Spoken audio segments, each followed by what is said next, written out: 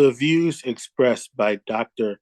Whembolua are solely his own and do not reflect the views of Dr. Whembolua's employer, company, institution, or other associated parties. Welcome back to another episode of the Bright Brains podcast. Joining us today is Professor Guy Whembolua, Ph.D. He is a distinguished college professor from the University of Cincinnati. He is with us today to provide a unique perspective on the current crisis in the Congo. Thank you for joining us today. And thank you for inviting me. And I'm happy to share with you this discussion. So can you tell us a little bit about yourself and your background? Yes, I am currently, I'm a scholar in Africana Studies. I'm a professor at the University of Cincinnati in the Department of Africana Studies, focusing on public health and health promotion. I'm also the director of the Social Justice Program, and I'm also the director of the Global Health Certificate. And I also serve as the undergrad of division, the undergrad director for the Africana Studies Department. So I'm a scholar in Africana Studies focusing on health. So the reason I had you on is I've been hearing things on the internet about something going on in the Congo. And, doing my own research, I've been able to find some information here and there, but it feels like it's kind of hard to seek out. So that's why I wanted to have you on and to just talk to my audience and just get an explanation of what's going on, because and this is something that we'll delve into a little bit later. I feel that issues that affect the African continent don't get as much discussion in Western media.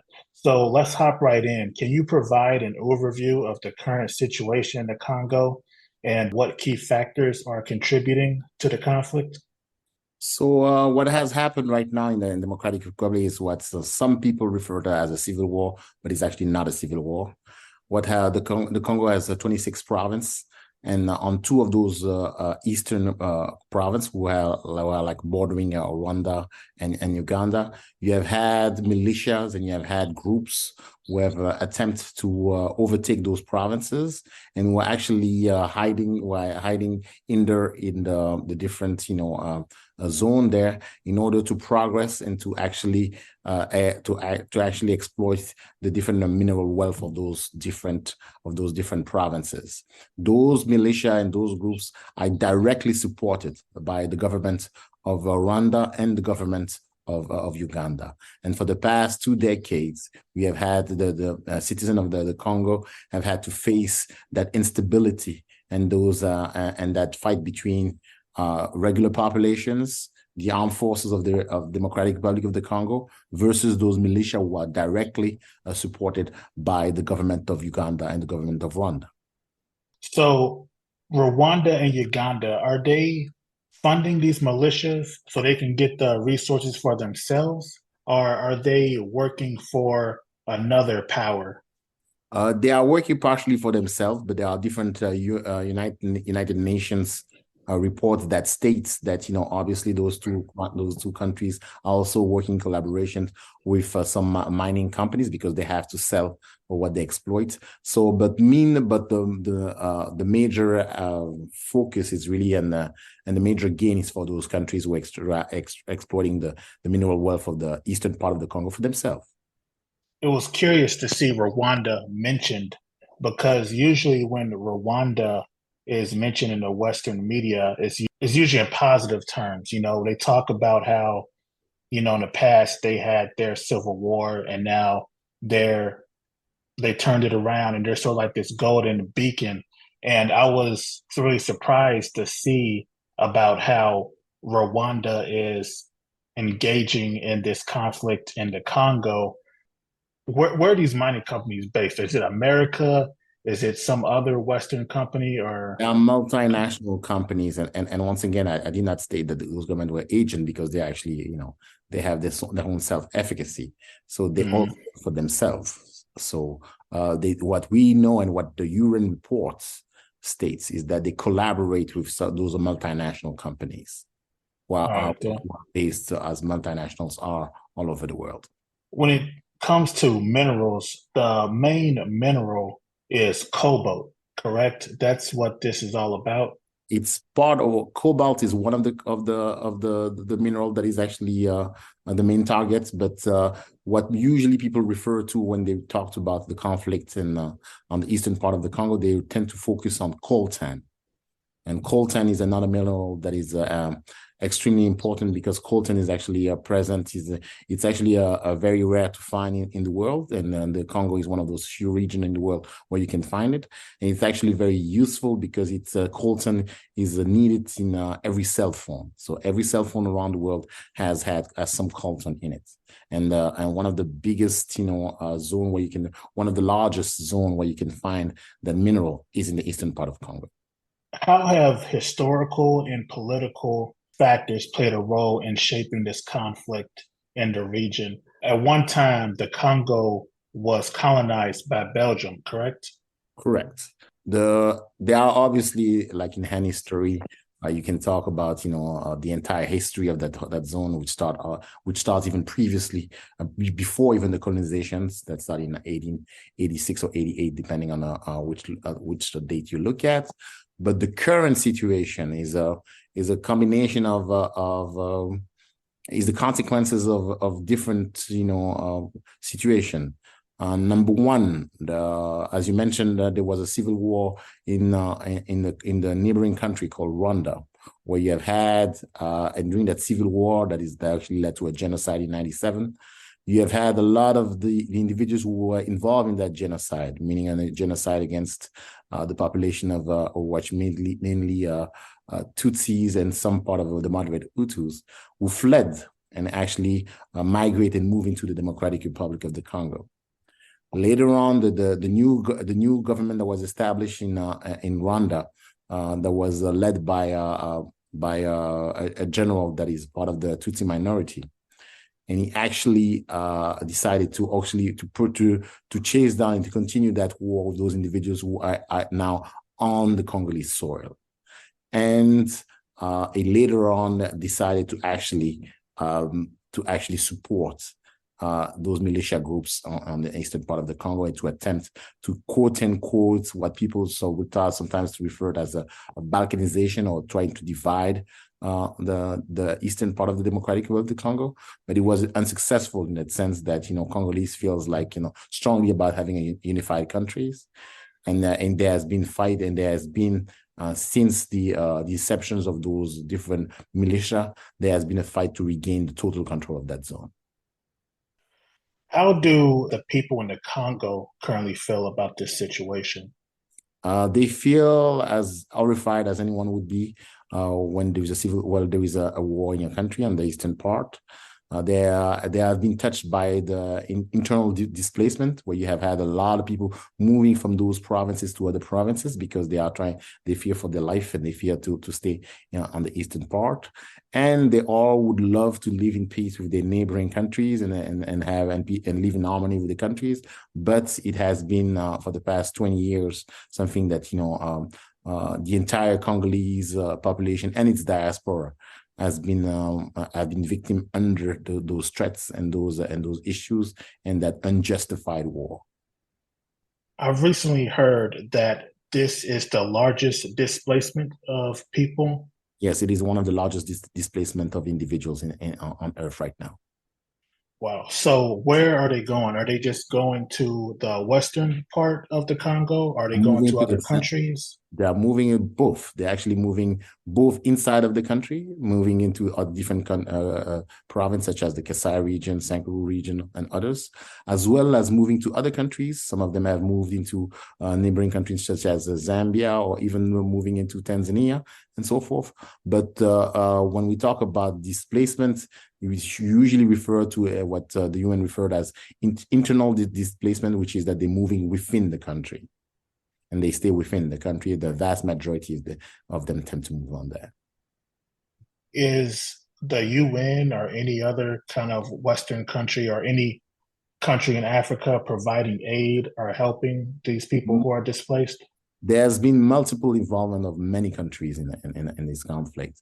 On the African continent, there has been the support of the countries such as Zimbabwe has provided military support to the Democratic Republic of the Congo. There has been the United Nations who has provided a force that has been there for the past 15, 20 years, called first as MONUC and now MONUSCO. There is actually military, what people refer to as blue helmets, which is individuals from the UN military who are supposed to bring the peace and to make sure that those to neutralize those military groups as well as to maintain the peace. But as we are talking right now, they have not been able to, and there has been a resentment towards the UN because of its inefficiency in maintaining a peace in that zone. And there has been support, as I mentioned, whether or not from Eastern countries, some from other countries such as Tanzania, Kenya, and so forth, who have all provided at some point different military support to either a Democratic Congo armed force or to some of those militia. How is the conflict going right now? Is there a clear sort of, is either side ahead? Is, the militias, are they ahead? Or the militia has been war is a long process, and as we of course it evolves as we're speaking.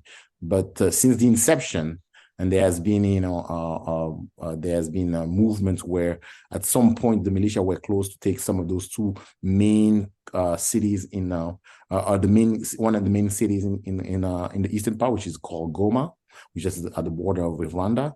But they have never been able to they were at were really close to enter the city, but they were never entered that city. Depending on where we ask, some individuals, especially in the current government, the Congolese would state that there's been some advance, some control on some of those hills and control, but they're still active.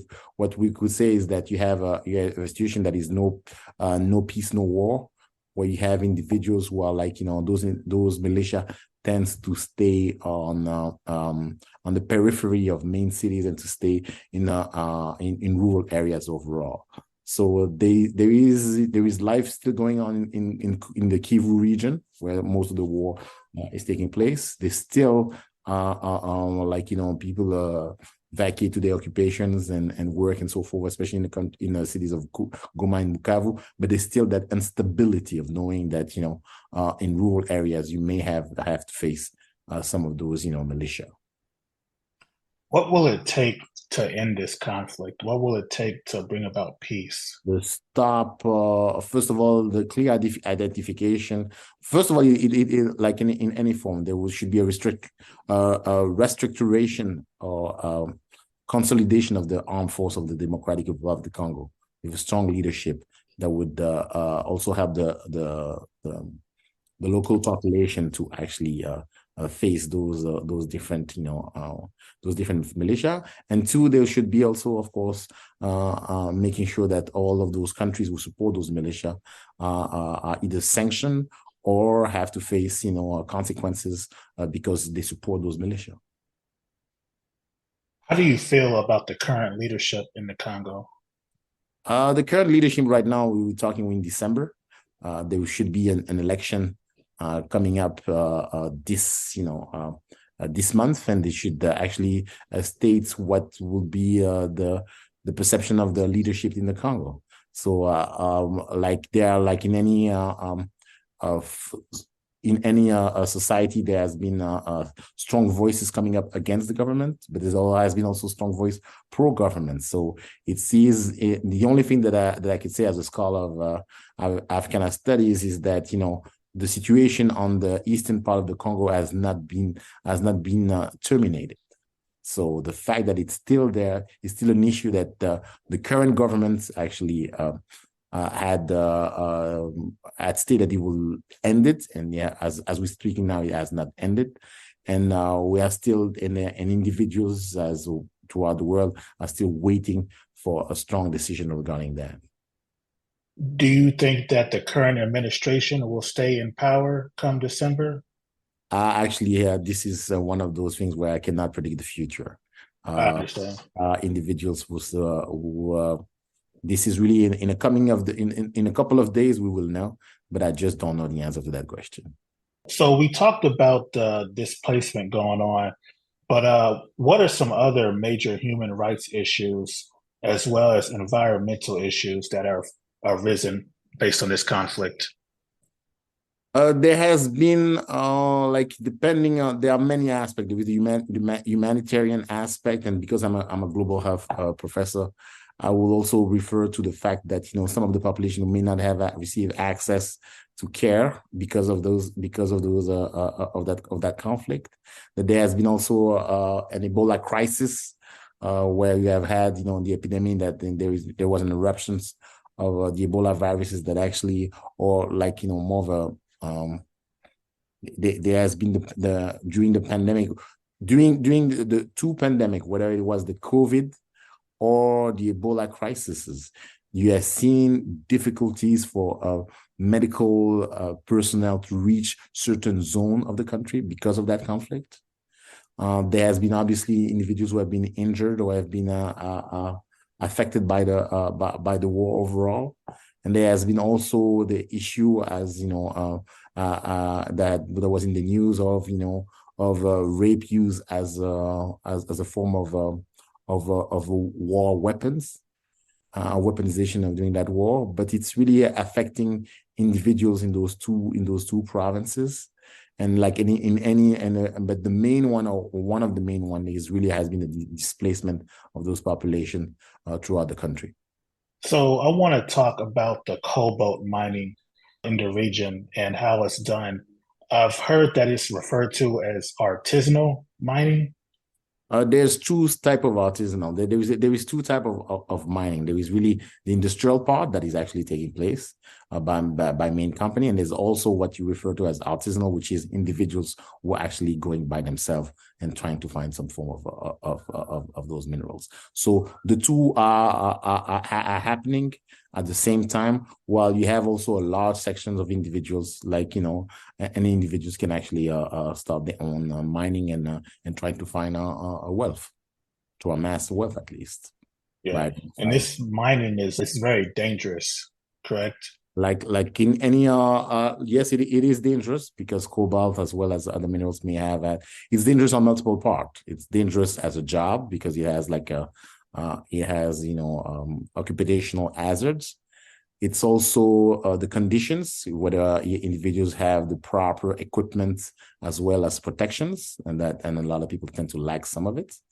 And there's also the issue of having those of the safety and the security issues, which is because if you amount or if you detect or if you are able to secure or to find some of those minerals, how can you secure the transaction back into transform that mineral into cash? Where are you going to do that? Whether or not individuals who might be armed may also try to actually secure that or to take it from you. So it's a multidimensional issues that is linked to the instability in that zone. Has there been any kind of effort to reform this mining process and make it safer? Yes, there has been different agreements, international agreements, such as the Kimberley Agreement, which is one of them that actually state that minerals should be identified. Every mineral should be identified where they come from, and especially in order to help countries such as who are in conflict, such as the Congo, to not have a mineral that are actually taken from Congo to be sold in different international markets as belonging to another country. There's also has been efforts by the government as well as officials in order to regulate the entire mining industry, and there has been a big push into finding or actually creating a different work, or actually not delocalized, but actually internalized, meaning bringing back some of those transformations process that usually takes place abroad, but now taking place in order to bring wealth in that country. Hey, sorry to interrupt, but are you looking to reach a dynamic and engaged audience of curious minds? Well, look no further. Bright Brains Podcast is the perfect platform to showcase your business or product. You'll be able to reach a diverse and intelligent audience and engage with listeners passionate about personal development, technology, and more. Elevate your brand through thought-provoking discussions. Don't miss this opportunity to promote your business on one of the fastest growing podcasts in the market. Contact us today to discuss advertising options and elevate your brand to the next level. Contact us at brightbrainspod@gmail.com to secure your advertising spot on Bright Brains today. Again, that's Bright Brains with a Z, pod, P-O-D, @gmail.com. Now, back to the podcast. Is mining the main source of employment? The mining, depending on the zone that you are in the Congo, can be one of the main sources of income. When you talk about, the Katanga region, when you talk about the, some of the part of the Kivu, it is one of the principal source of, wealth creation. But the Congo as also agricultural is largely a country where, a large part of the sector of the population is actually living thanks to the land, meaning that they are either in the agricultural sector. So one thing I mentioned earlier was that it seems like issues that pertain to Africa don't really get much attention in the media. For example, right now, everybody's talking about Israel and Palestine. And before that, it was Ukraine and Russia. Whereas if you do hear anything at all, it's kind of just a footnote on CNN, definitely probably not Fox News. But why is that? Why does the Western media seem to ignore Africa? The Western media is actually focusing on Western issues.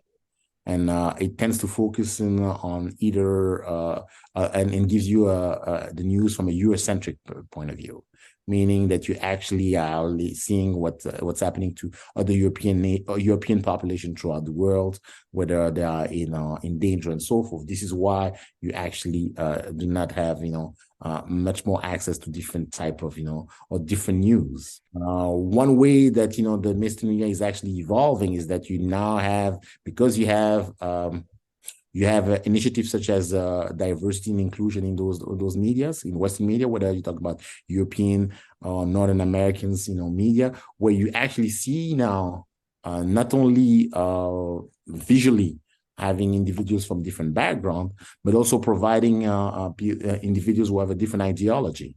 And those individuals with different ideology or different background will then bring the news from those other part of the world. What you have seen also in the Western in Western media is that you have also the competition coming from different other media, such as coming from countries such as Qatar, such as with the president of Al Jazeera and so forth, where they present the news from a different lens. What has to so once again, the Western media presents the news from a Eurocentric point of view, presenting from a Western point of view, and therefore it does not focus or provide priority, or does not prioritize the life of people from African descent, or does not give you the perspective from people from African descent. So you don't think it's necessarily malicious that they don't pay attention to Africa? You think it's just that it's not a Western interest? Once again, it's part of, and this could be lead to an entire discussion. And I don't know if I can make it justice in just a couple of sentences. But once again, what you could consider malicious or what it's really about is to see what is the perspective of the people in charge of those countries. What is the perspective of the United States leadership or the European leadership towards Africa? If you have a president, for example, in the U.S., you had a president who stated that most of those countries tend to be countries that I'm not even going to repeat here, tend to be countries who are like a hole, who are hellhole, and so forth. It's not far-fetched to imagine that executive in the news industry will also understand the message that they should not focus on those countries. So it's a perspective, It's a perspective that is in its ideological perspective. That now for an individual to judge whether it is malicious. If you are from African descent, you may perceive that as malicious. But then again, maybe if you are African descent, maybe you shouldn't watch news coming from a news outlet that does not provide, or that you clearly see does not provide you an Afrocentric perspective. True, fair enough. You mentioned about DEI and you also mentioned about Al Jazeera. So do you feel that coverage of African issues on the continent is getting better? Once again, it's about providing. It's not, yes, it is, in some ways it is getting better because you have a more different voice coming in from the and some of those, as I mentioned, I'm not on the board of Al Jazeera and so forth. So, but some of the documenting that you see in Al Jazeera tend to be from a different perspective or coming from an African perspective. That doesn't mean that it's perfect. But once again, you have seen like other channels such as African News and so forth, providing you the news coming up from Africa. And you can see, like even in the US, you can see the building of a perspective that is, even if you watch it from some of those networks, whether it is Black News or even BET and so forth, where you see a different perspective and a more Afrocentric or a more people-centric perspective on those issues. So yes, there has been an improvement compared to a few decades ago where there was only one form of news. Can it be improved? Definitely. And once again, it should include a larger numbers of people, journalists from African descent who know those issues and can actually share about what's going on that ground. What are some ways that people here in America can help the people in the Congo or bring attention to the issues that the Congolese people face? Number one, they should provide any form of support when there is a UN resolutions against the countries that are attacking, that are supporting those militia. Number two, bring awareness. Like you mentioned, when we talk about a war, when we talk about what's happening in different parts of the world, not to say that those part that is not a drama that is worth talking about, but making sure that like the work that you are doing, highlighting that there are different issues in this world and that are as important, if not more important, because they affect more people, and making sure that the people of the Congo are not forgotten. About possible peace, and you mentioned about sanctions and things like that. So my question is, if you could delve a little bit more into potential solutions or strategies for resolving the conflict and promoting stability. To promote stabilities in any part of the world, you have to have, a pacified nation. And to pacify, you have to have a strong military. There has to be at some point, a military that is, like I said, I talk about people-centric. I talk about, a patriotic, strong, efficient, professional military, military professional institution that would safeguard the entire nation.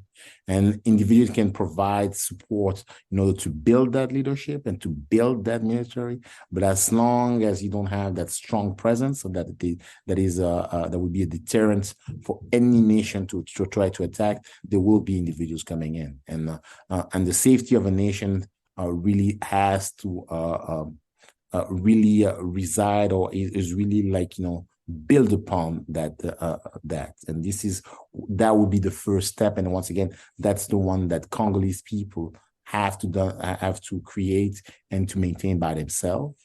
And then there will be individuals who are like allied that will come in and make sure that support that effort and making sure that that effort is not destroyed or attacked by others. The current military in the Congo, they do have a military, correct? I hope that's not They do. Yeah. It's interesting. I've actually never thought about it like that, about the role of a strong military in, defending the populace. So I really want to see this conflict end, and I hope that the Congolese people will be able to fight back. My question is, And has once there, again, the presence of a strong military does not mean that it doesn't have it shouldn't be done also with in combination of a political effort that can actually making sure, like I mentioned, that to cut off the support that those militia receive. Because I believe that this is a multi-dimensional solution. It will not be done only by one, but it will do in combination of multiple factors that will contribute to establish a peace. and you mentioned earlier that Rwanda and Uganda are supported by multinational corporations. Could you talk more about those multinational corporations? Do they have a name, or do you just want to be vague? Or It's not about giving a name. And once again, it's not like they support; they collaborate, and that's the word that I use. And that those mining giants can be easily found, and I do not even know their entire name, all their names, but they are different traders and aspect, like I mentioned, that makes it possible for a coltan that is exploited in the Congo to end up in everyone's cell phone, and there are multiple agents that are part of that, and those agents may not have cannot be all named, but you can actually find them very quickly. So you talk about all of those individuals who are who are a part of the chain of the exploitation of coltan. are there any attempts by the Congolese people to resist this exploitation? And the simple fact today, as we're speaking, that those two provinces, the North and the South Kivu, have not been controlled by those militia groups, is due to the facts of the brave and courageous people who live in the Kivu and who have fought back, and who have maintained and who have made it impossible for those militia and everyone who support them to advance or to do even more. So there are individuals as we speaking, who are making sure that those militia do not advance. So while this conflict has been existing for the past 2 decades, it is also it's really a strong indication of the strength and the will of Congolese people in those regions to maintain unity and to maintain the integrity of their country. If not, it would not there wouldn't be any conflict, and they would have just dropped their weapons. So once again, we have to commend the individuals who are still who have courageously and for the past 2 decades fought back. That's awesome. And what region was this? You said it was the northern region? Northern and southern Kivu.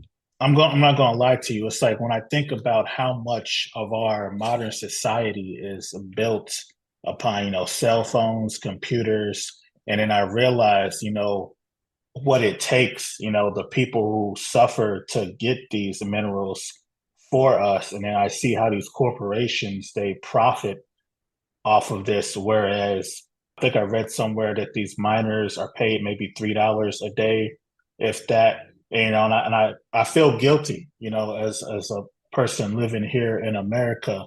What is your take on that? And once again, it's all about we understand that we live in a world where we all have to collaborate in some form or shape. It is important, yes, now that that that fact, that people are aware, or at least some people are aware of that fact, to make sure that there is equity, that individuals, who actually are mining for those minerals can receive proper compensation. And this is a word that comes also from the Congolese leadership, but it's also from the consumers. The same way we have mentioned about, those different trade agreements and so forth. Today, we have heard about, I don't know if you have heard about the concept of blood diamonds, meaning that, it is extremely difficult to access diamonds that come from conflict region, because at some point consumers in the rest of the world, mostly in the West, have decided that they did not want to be involved. They did not want to be supportive of that. And there are different campaigns that have made sure that now have trying to force and partially has been also successful into making sure that some of those minerals, there is no reward for individuals from those militia if they exploit some of those minerals.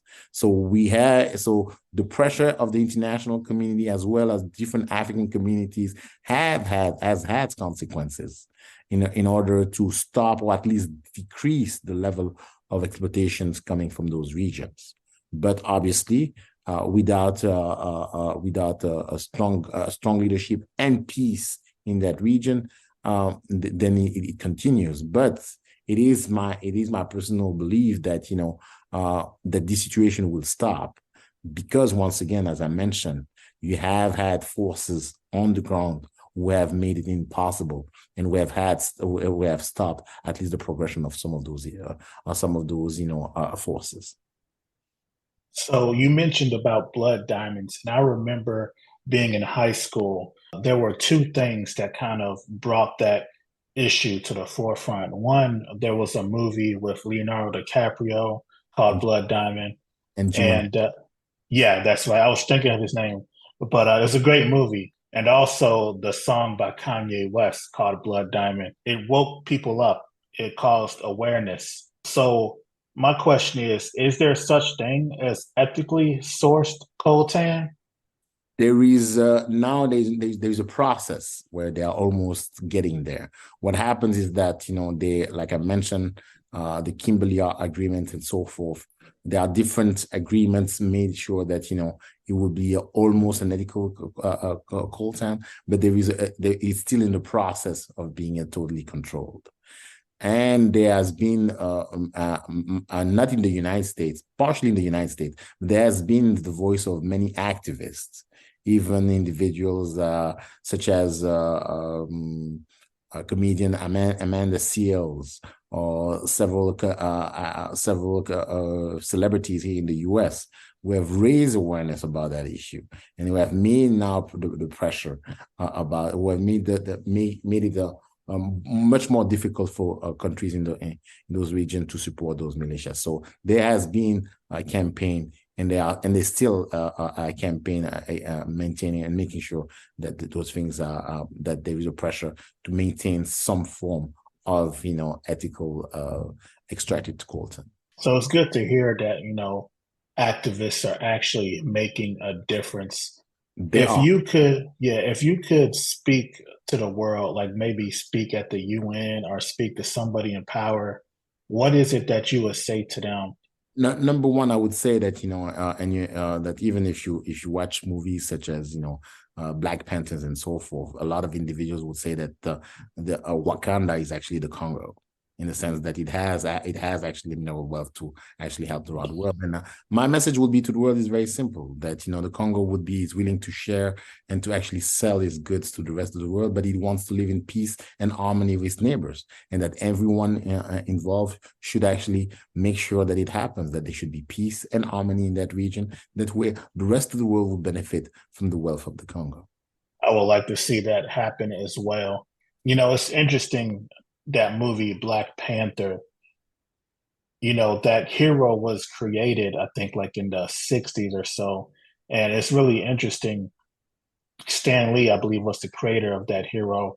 The whole concept, I think, of a nation being resource rich, but also being able to control their borders, and, being, what's the one I'm looking for? Autonomous, independent. Yeah, there we go. Autonomous. It was a very, Afro-futuristic sort of dream. And I hope to one day see the Congo and other African nations like that. I'm curious, think about that movie. Do you think that, like, I can give you my take on the movie, in the sense that all right, there is two takes. One, you have to understand that we all understand that it's a commercial movie made by the Disney studios in order to make to generate money, right? So that's an aspect. But the second aspect of it is that it is really one of the first movie to actually reach those box office numbers that display such a strong Pan-Africanism message. And also the fact, once again, that if you read and if you look at those two, the two Black Panthers, you will clearly see the influence of the revival of some form of African culture, African thought, as well as African tradition, African clothes. And it's really a link between Africa and its diaspora.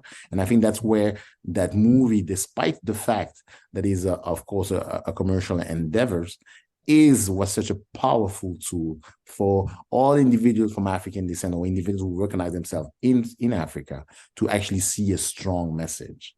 And actually, an individual who look at that movie from a more critical point of view can clearly identify different countries, and one of them being the Congo, that really can propel the development of the entire continent. And it's important that those messages of independence, autonomy, as well as of self-control and pride can be not only shared among Africans, but also among African of his diaspora. And I think that that link and the fact that, as I mentioned, that, on the ground, that activists in Northern America or in Europe or in the rest of the Western world have really played and continue to play an important role about what happened on the ground. Even different campaigns such as Black Lives Matter, and so forth, have an impact on the ground, and that's why I see this movie as part of a link and as part of raising consciousness and awareness, despite the fact, once again, that it's a commercial endeavor that was made in order to generate more wealth for some investors. One thing about the movie was the character Killmonger, right? And I had an issue with that because I felt like he was kind of the hero of the movie. No? And once again, that's now we're getting into yeah, I know we're kind of getting into the weeds. Getting into like a movie appraisal and assessment and seeing how we perceive that movie. Mm-hmm. And I rarely have seen, I don't know about you, but I rarely have seen a movie that was perfect. Yeah. But that's some of the criticism, and that's why more movies such as Black Panther are needed, where individuals such as you saying that you feel like he was the hero, that making other movies where others will be the heroes. And this is why maybe having an independent movie or having a movie that is not funded by certain powers may generate that.